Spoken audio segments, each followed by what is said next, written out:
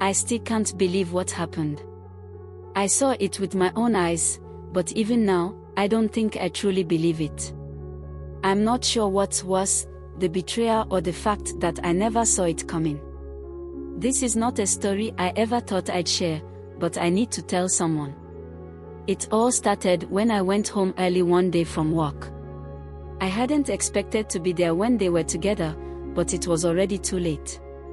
The house was silent, except for the sound of muffled voices coming from my mother's bedroom.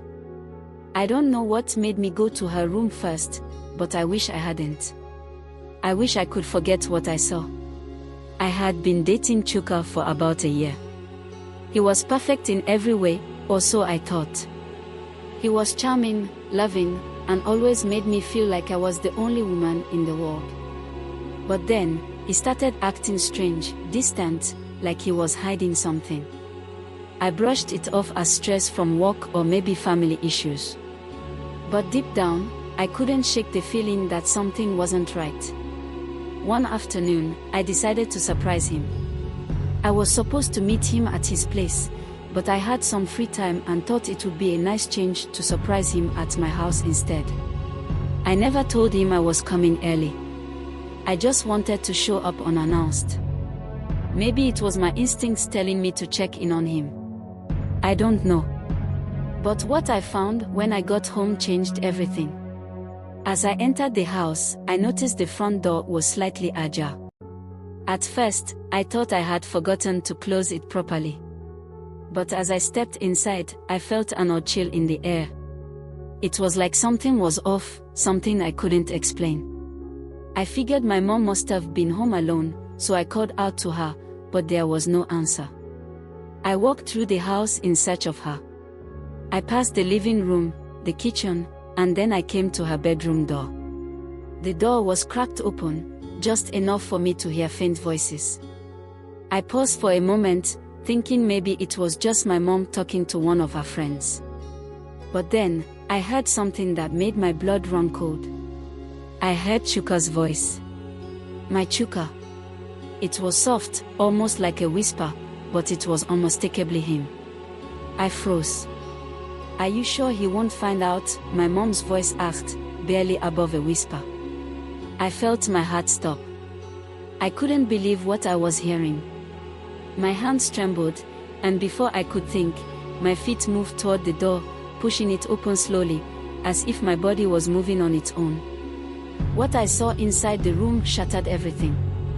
Chuka was sitting on my mother's bed. His shirt was off, and he had his hands on her shoulders. She was sitting close to him, her head resting on his chest. I stood there, frozen, unable to move. It wasn't just the shock of seeing them together, it was the way they looked. There was no hesitation, no shame. They looked comfortable, like this was something they had done before. I felt like I was suffocating.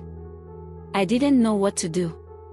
I wanted to scream, to shout, to ask them what the hell was going on.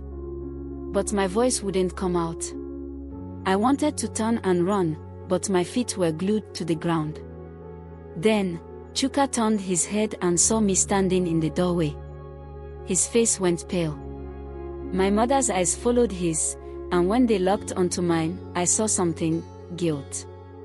But it wasn't just guilt. It was something deeper, something darker. I could barely speak. I finally managed to say, "What is this? What are you doing?" Chuka stood up quickly, stumbling over his words. "It's not what you think. I didn't mean for you to find out like this." I turned to my mother, searching for some explanation, but her face was empty. There were no tears, no shock, just silence. She didn't even move. She didn't say anything. I couldn't understand. Why? How could they do this to me? How could she, my own mother, betray me like this? How could he, the man I loved, betray me with her? Chuka tried to explain, but I couldn't hear him. It was like a loud ringing in my ears, drowning out everything he said. I looked back at my mother. She still didn't say anything. She just sat there, not moving, not apologizing. Why? I finally asked, my voice barely above a whisper. Why him? Why my boyfriend? She finally looked at me, her eyes distant. You wouldn't understand, she said quietly, almost as if she didn't care. I couldn't take it anymore. I turned around and ran out of the house. I didn't even stop to think. I just ran. My heart felt like it was going to burst from my chest, and the tears wouldn't stop. I had no idea where I was going, but I just needed to get away from them, away from the pain. I didn't speak to them for days. I didn't even know what to say. But eventually, Chuka showed up at my doorstep. I didn't let him in. I didn't want to hear his excuses. He begged me to understand, said it wasn't what I thought. But the truth was already too clear. It wasn't just a mistake. It wasn't just some slip-up. They had been seeing each other behind my back for months. Months. And my mother, my own mother, had known all along. The truth broke me in a way I can't even describe. I couldn't look at them the same way ever again. Every time I saw Chuka's face, all I could see was the betrayal. Every time I saw my mother, all I could think about was how she had crossed a line that could never be uncrossed. I moved away from them both. I had to. But even now, sometimes I hear their voices in my mind, telling me that it's all just a terrible mistake. But I know it's not. And I know that what happened to me is not something I can ever forget. I don't know how to heal from this. I don't know how to trust anyone again. But I hope telling this story gives me some peace, because I know I'm not the only one who's been hurt like this. And I hope that maybe, just maybe, someone out there understands the pain of betrayal like this.